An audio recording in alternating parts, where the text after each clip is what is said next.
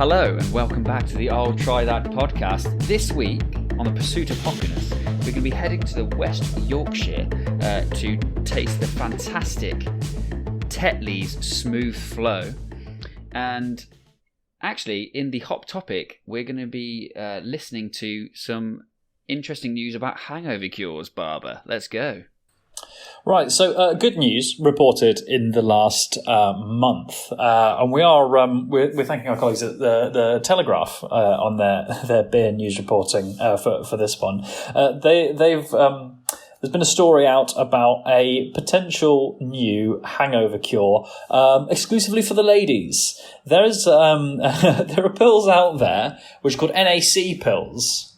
Bear with me here, but acetylcysteine. Those ones. Yeah, I know those. Acetylcysteine. Yeah. You know the those pills, which are a liver protecting supplement. Sorry, Bob. Sorry, mate. I didn't quite get that. Can you? Yeah, it's N-acetylcysteine. Okay, yeah, of course. I think it's N-acetylcysteine. Right. Acetylcysteine. A liver-protecting supplement, makes sense, which has been given, also works for anyone with asthma and cystic fibrosis, has proved quite useful for alleviating hangover symptoms for women. The bad news is for men at least, is that probably doesn't work for them, sadly. So you're going to have to stick to the Alka-Seltzers and the Baroccas in the meantime. Simmo, what's your go-to hangover cure? Well, to start with, I'm gutted that it only works for women. That's quite sad. I mean, the fact that this has happened is incredible, though, really. If you think about it, it kind of, if you ever have a few too many, then, you know, there's the opportunity to save yourself. I mean, I'm guessing that this is a drug that you can't just go buy, like paracetamol. Yeah, I think it helps if it's being prescribed already. But if I think it's actually equally, if you've got some spare, it will do the job. But in short, it does just it helps you out, basically breaking down the ethanol that's in your liver. Oh, I see. Okay, so actually, it genuinely is scientifically breaking down the stuff that makes you feel hungover. Well, okay, so obviously we don't have this option. Okay, so we do need to think about the options that we can have. So I would say, I've got a few that I've tried. They're not very tested, and I don't even know if they work. But I usually go for something like a full English breakfast. Okay, and it has to have like all the trimmings, right? Okay. So it has to have the black pudding, right? Oh, but black pudding is just heavenly. There should be more black pudding. but then it also has to have like a very hefty amount of baked beans. Okay. And a slather of ketchup somewhere. And also, if that doesn't work, the other one I've tried is another beer. It's interesting. So, because also in the context of these pills that can help, the way they were tested as to how they were performing against for people with a hangover, they did put in a scale, which is at one end you had, I feel like I did not drink last night. And at the other end of the spectrum was so hungover I might die. And so for me, wow. Even when I'm mildly hungover, I can stomach a full English. But also when I'm particularly at the more severe end of that spectrum, I for one particularly don't like to eat anything the following day. I'd like to just top myself up with water, and then normally in the evening I eat a gargantuan amount. I feel like I feel like that. I thought that you were either the no eater or the eater. So like the people that I know, for instance, is like, I'm always the eater. So if I'm hungover, well, back in the day, I don't get hungover that much anymore. But as in back in, my raucous period, I would probably have I would just eat it would be like takeaway. It would be simple food, but I'd eat a lot. Like I'd wake up and I'd just eat food, and I'd drink a lot. I would eat and drink a lot, right? Whilst I know some people who just cave.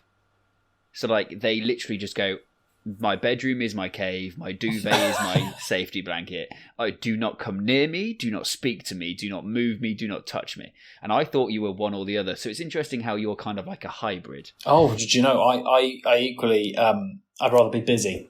I'd rather have pressure on, I've got to do something. Just take my mind away from it. But I just want binge TV. Binge TV, did you say? Yeah, like I just want, that TV, like I would want to watch a TV show that's got no substance to it, or it's really simple, or like a film where I know the outcome so I don't have to concentrate. Fair enough. Yeah.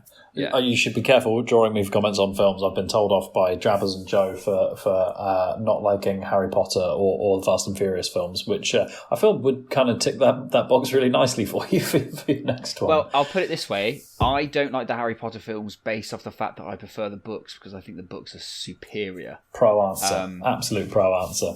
And Fast and Furious, I liked the original... like 3 or 4, and then they're getting out of control. There's now like a Fast and Furious 25 or whatever's coming out, and I've seen the memes, and they're so right. Family, all right, family. Anyway, family and no hangovers. Because family. No hangovers though. Well, but like now. Before the hangover, there's always tasting the beverage, so I think we should probably get onto our pursuit of hoppiness. Indeed. And so in the pursuit of hoppiness today, we're heading for, as you rightly described, West Yorkshire, Tetley's. I suppose, is it maybe fair to say, not fallen from grace necessarily, but what was at one point one of the most popular beers in Britain at least. Not such a prominent figure these days. Is that fair to say? Yeah, I think I'd agree with you. I think, I haven't, I know it's about, and I know you can buy it. So it's kind of, but you don't see any adverts. You don't see, there's only certain places that, I very rarely see it sold. I don't know how many pubs. I'll level with you. Yeah, I had to go and look around 4 supermarkets to find Tetley's for me. It's funny. I don't often. I don't mean it to their detriment, but it's not often I'm with a couple of friends and someone says, "Oh, I just fancy a Tetley's." That's kind of rare. I think rare. I think there's it's a very I think it's very synonymous with kind of the more north of England. And it's got high links to that area. So I think if the further north you travel, the probably more likely you will get hold of a Tetley's. So I think it is highly regional in that way. I think it's it reminds me of a John Smith's in that kind of aspect. It kind of was on a similar par with John Smith's quite well, and it probably still is. But it's, for instance, it is a very old traditional beer. So it started in... It's the old school, isn't it?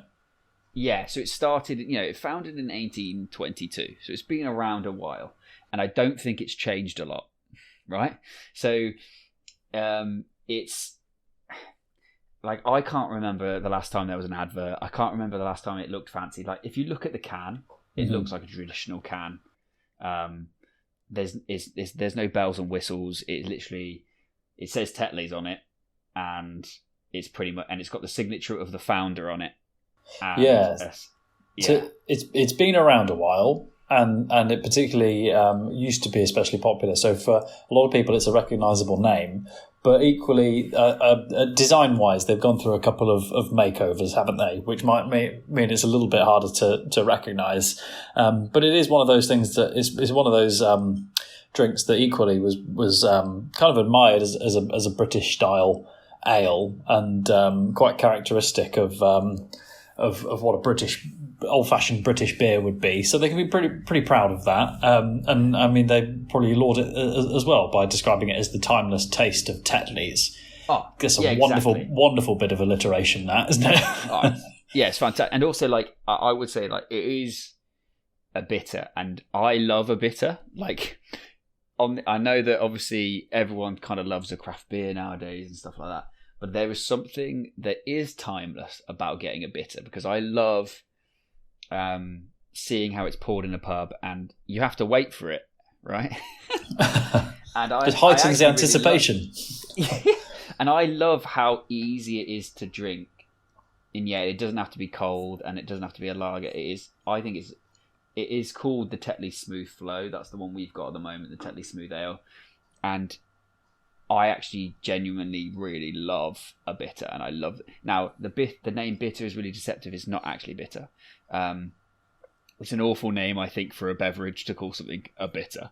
But bitter's got bad connotations, hasn't it? Yeah, it does. Yeah, and I think I actually genuinely really like it, and it's also only 3.6%. So it is. Yeah, a lot of people easy. see that. Yeah, a lot of people see that as the argument for it's for enjoying. You're going to get through a little bit, and it's going to be a session. But yeah, and because you actually like drinking the beer. So I know you had prepared some for what the intended tasting notes for Tetley's are, and we were going to confer on these and see whether or not we agreed. Yes, exactly. Yeah, I mean, it comes from the horse's mouth, so you would think that it's probably going to be about on the money. But what were those? What were those adjectives we found for Tetley's? Okay.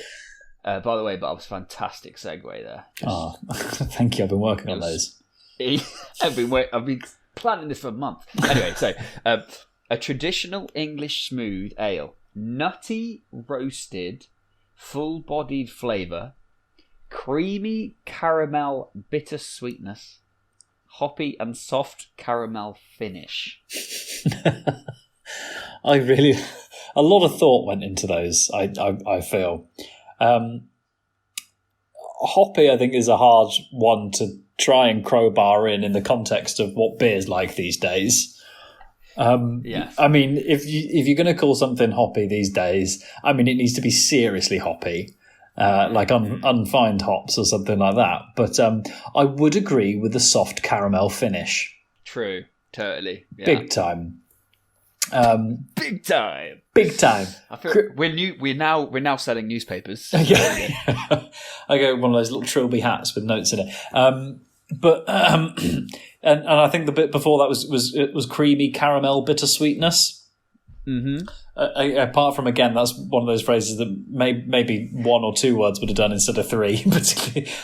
Somebody's got very excited. I feel like that's about 19 syllables. But yeah, creamy. That should that shock you? It's a smooth ale. 100%, it is. It also. What about the nut? What about the nuttiness? Nutty roasted, full body. I would describe the nut and the roasting that is in there is subtle at best. Is that? I really hope you're going to agree with me on that. I've had nuttier beers. I don't get it. That's for me. Full bodied, yes. Nutty roast. I say I don't really get the nuttiness. I get the caramel. I get the smooth. I get the soft finish. Soft, spot on. Mm. I think it's like drinking a pillow, isn't it? Yeah. And I generally like when it gets poured and you see it kind of like build its way off. You're thinking of clouds. Like, I love it. But I think it genuinely is like. I can't see the nuttiness, but I think it's a quite good description for the majority. For the most part, yeah. Now, I just want to go on to some of its history, the background, if you don't mind, because I think it's quite interesting. Now, it was founded in 1822, as I've said before, and it was founded by a man called Joshua Tetley. No surprising, Tetley's smooth ale. Now, it was bought for a measly £400 back in the day. Now, I'm sure in 1822, £400 is probably a lot more than it is these days. Yeah, you could get a brewery for that these days. So let me. I've had another sip. Maybe a little bit of nuttiness. Okay, that's interesting. So that is actually still, so today £400. It's the equivalent of 32,000. So that's still an absolute bargain.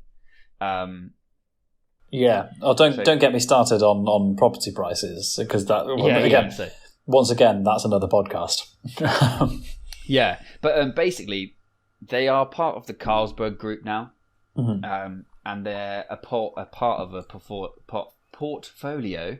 Here we go, of 155 brands. Okay. So sadly, I think they've become, potentially one of many beers that are jostling for position. Company. I guess, yeah. Yes, but again, they've survived and they're still going, which I think is amazing, because they have so much history and they're so linked to the Leeds area. But one thing I wanted to talk about was the logo change, which you've already talked about. So originally, and I think you found this, Barber, is if you actually Google in Tetley's, what is the logo that you get quite a lot? Well, the one that I remembered, and I sometimes get my dates wrong as to when it actually was in place, but the one that, if I were to envisage it now, was like a huntsman, like a silhouette, not monochrome, but just a single colour, that distinctive black hat. Someone sat presumably on a horse, but with a Tetley's in hand. But it's not that these days, is it?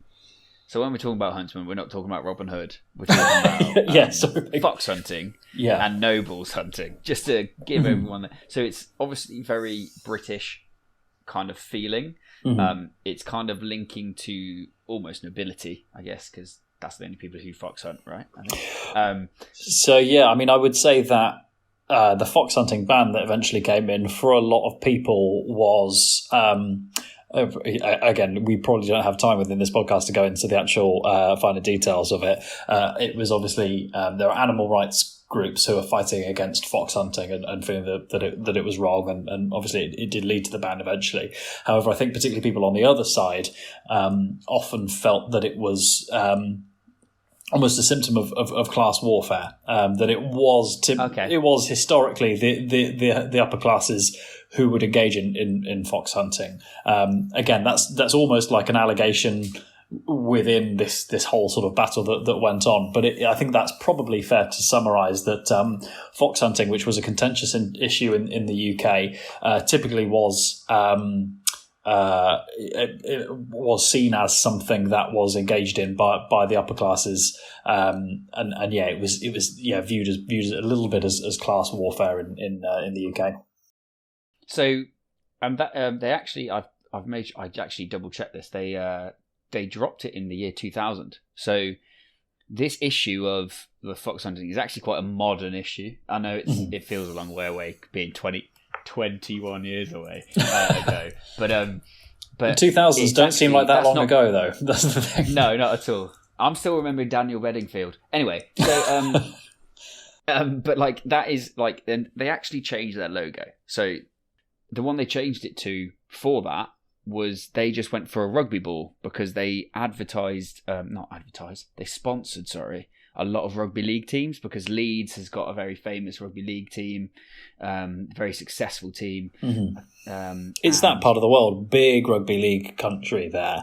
Yes, massive, yeah. Yeah, enormous. So Leeds, Wigan, Bradford, those are all big rugby league teams. But sorry, I was interjecting. It should have been earlier on. They were, fair play to Tetley's, they were a little bit ahead. I think the actual fox hunting ban, probably need to recheck this, but was 2004. So I was interested that you say that it was about 2000 that they changed to the rugby league ball, because I think at that point they sort of identified that maybe fox hunting was 2005. You're pretty much 2005. Well, near enough. Yeah, you're pretty, mate. We'll give you that. Give you that. I think points to Barber.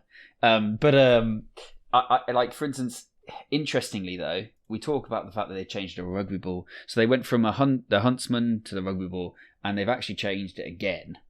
And the one that we've got in front of us is almost like a family crest, I'm going to say. Yeah. So a red circle with Tetley Smooth Ale on, and then what we're talking about is the bit in the middle, the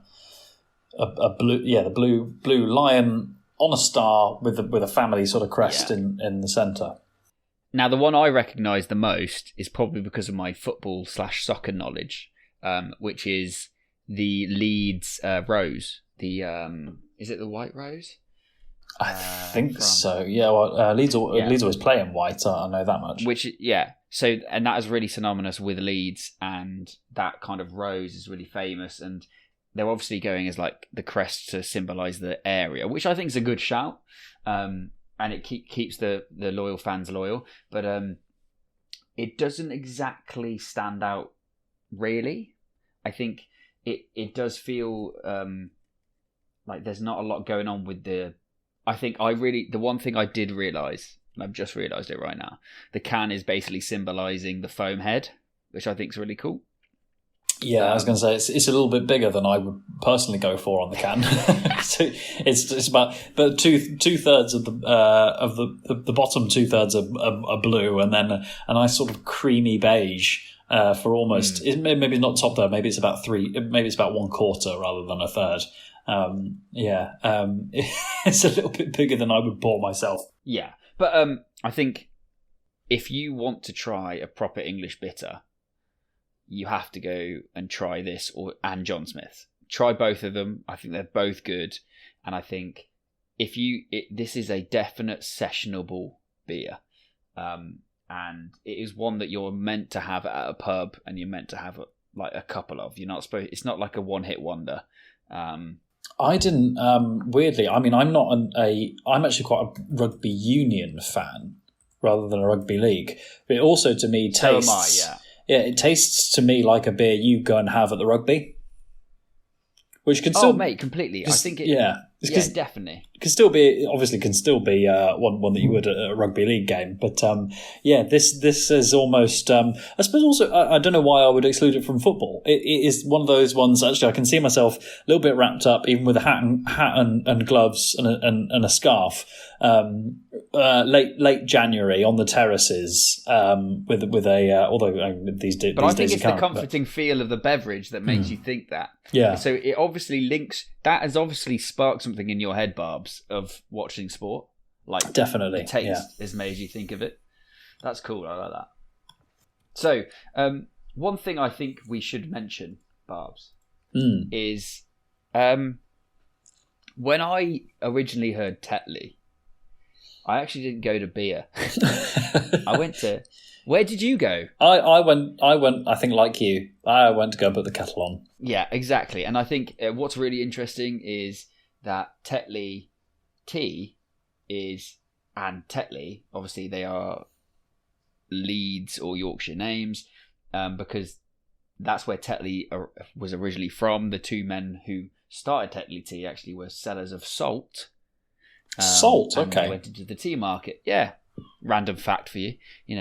A knowledgeable man, me. And basically, they ended up going down to London, though. So very different. But it's interesting how they both originated from the same place, and I really like that. And I think maybe tea is more popular, but it's interesting that, these Tetley boys, they know how to make some beverages. You were talking about how it feels like it links you to sport, right? And it's just like they are still the sponsor of Leeds Rhino and the Yorkshire cricket team. Keeping it local. I mean, I love that though, because they're still doing that kind of beer and sport link, and I think it's really powerful. And I mean, for instance, Barbs, you were drinking this beer, and it took you back to a beautiful place of watching live sport. Yeah, and you know what? We're ultimately that do the podcast aren't everywhere at all times. So also, it may then, particularly with its local presence there with the teams that it sponsors, probably means a lot to people who live in Leeds and are fans of those sports clubs. Okay, yeah. So in summary, as you know, we like to finish on some numbers. Twitter UK for Tetley's rather diminutive. Simmo, how many people do you think have a little stab in the dark at how many follow Tetley. Tetley's beer, because also it's very easily mistaken for Tetley's tea. Yeah, so just due to confusion, I'm going to go with 1,000 for Twitter. So for Twitter, they're 362.